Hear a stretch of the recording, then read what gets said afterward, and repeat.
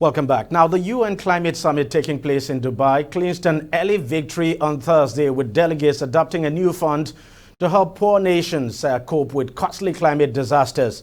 In his opening remarks at the start of the summit holding in Dubai, Al-Jabbar said developed countries should not be made to choose between development and climate actions. He described finance as the key success factor across the climate agenda, and for too long, finance has not been available, accessible, affordable, hence his commitment. Al-Jabbar said the decision sent a positive signal of momentum to the world and to the work of the summit in Dubai. In establishing the fund on the first day of the two-week COP28 conference, delegates opened the door for governments to announce contributions now, kicking off a series of small pledges that countries hoped would build throughout the conference to a substantial sum.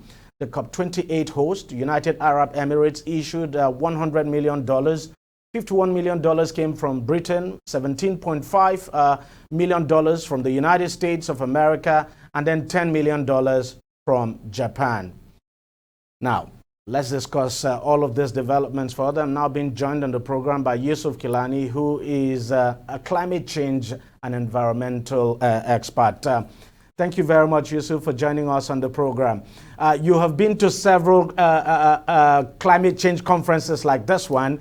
You were at COP27. You've been to others as well. We've seen pledges like this made in the past. Why is this one different? Okay, thank you so much for having me once again.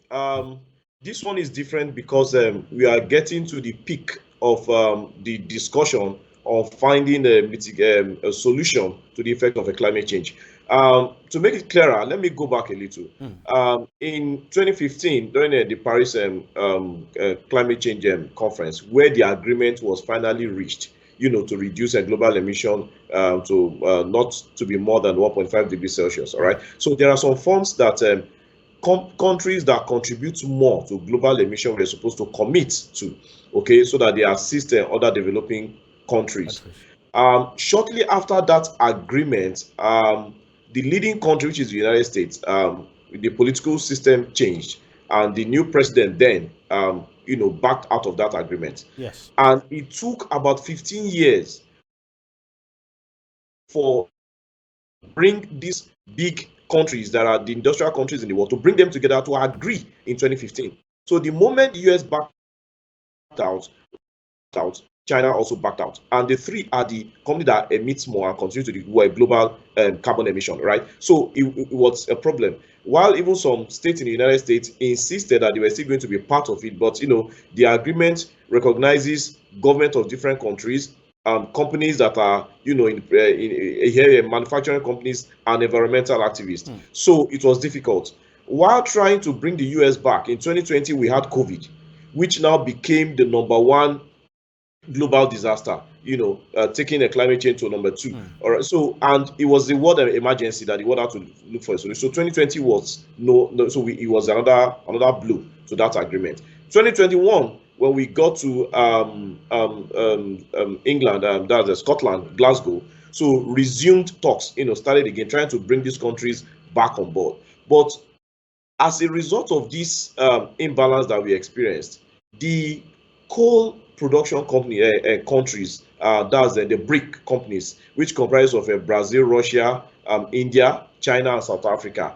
We are also forming a bloc, all right, which promotes use of coal and sale of coal as part of their own economic powers as well, which is a major challenge because coal is a major fossil fuel, that is responsible for the global carbon emission. So while trying to bring everybody together, last year at Sharm el-Sheikh COP27, the organizers were now able to bring everybody on the table to now agree, after assessing the level of the loss and damage, damage in the sense that those wetlands, animals that could no more stay there, the effect of plastic waste in the ocean, animals that are dead, and other destructive elements that we see around as a result of climate change. Then loss, those things we cannot get back. Lives that have been lost, as a result of glaciers melting, which is increasing the ocean level.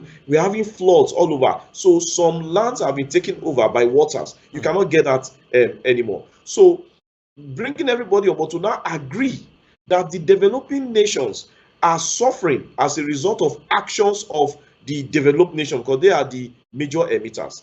They now agree that okay, they are going to commit that fund, set up that fund, which is the loss and damage funds, which was the major achievement of the Sharm el Sheikh COP. Now, after then, till now, even up until the opening day of the COP28, they are yet to agree on the format on which these funds will be disbursed, who will manage these funds. Now, one other question I want to ask you is we've seen about 117 countries, that's what we've seen, come together and pledge to triple clean energy, that's renewable energy now, renewable energy production by 2030, to triple it. That will be massive. But you look at the timeline, you look at the time you have between now and 2030. Do you think that is something, that goal is actually achievable, to triple renewable energy by 2030? And secondly, we know that even Nigeria has supported the idea, but then you look at countries like China, and China especially, and some other countries that have supported India as well has supported the idea, but they've actually not given their full backing to it. And then you begin to wonder whether this is likely to happen. Because when you also talk about renewable energy, China and India are very big players in that sector. Yes, thank you so much. The challenge and the meeting point, these countries that you mentioned, they are global powers in terms of production, security might, military, and the likes, and they are very careful because what the Paris Agreement is saying is that to reduce production. And there's this fear, if I reduce production, that means I'm reducing my economic power. Then I will be at a disadvantage to other countries that probably are seen as, I don't want to use the word enemies, But then, so everybody's being careful. But the reality is that by 2030, it is not right for us to be saying or to come out to say that those targets are not achievable. No, it's not encouraging. And some of these developing countries we have just talked about, who are going to be beneficiaries of this this new concept that is called the Loss and Damage Fund now. Yeah. You look at their economies, they are mainly driven by oil. As we speak today, Nigeria's economy is still mainly driven by oil, and we have huge deposits of fossil fuel that we have not tapped. And the government is seeking more investments now to actually exploit this huge deposit of fossil that we have.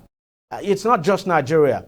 Oil is being discovered in many parts of Africa today. Many African countries are becoming oil-producing countries.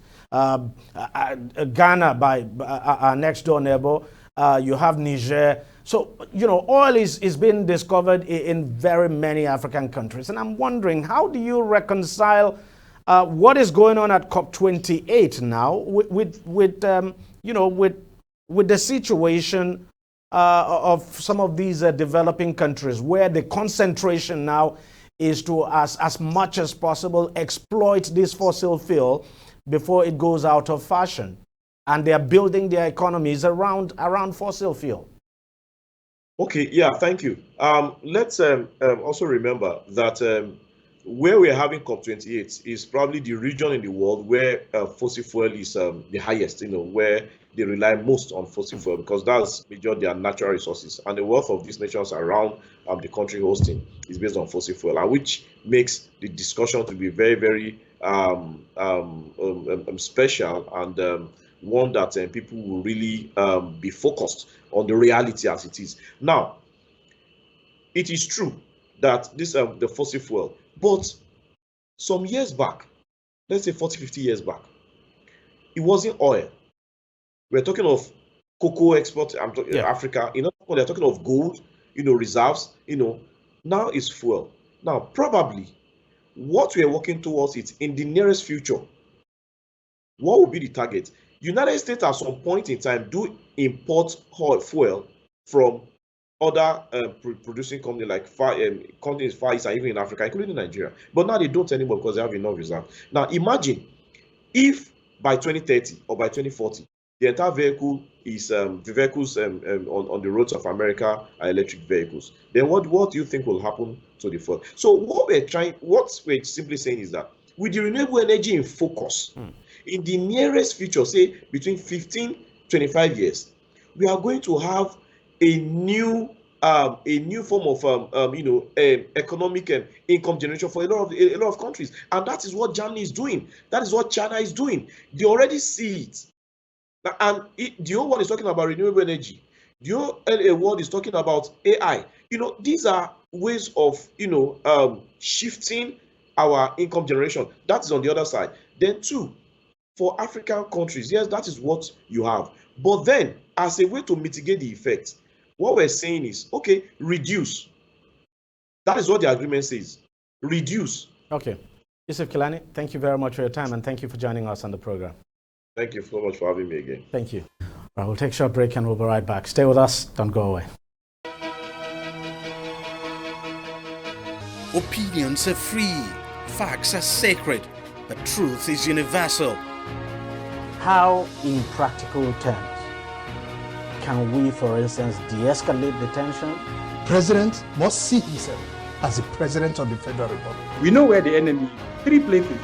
The Lake Chad Basin, the border area between Nigeria and Cameroon, and then the Sambisa Forest. On DEJI360, we give you a complete dose of everything. Opinion, facts, and undiluted truth. I hardly believe what politicians say in this part of the world. A new Nigeria is possible, a future is possible. We delve into the issues, dissect it so that you can understand it, use it to take action.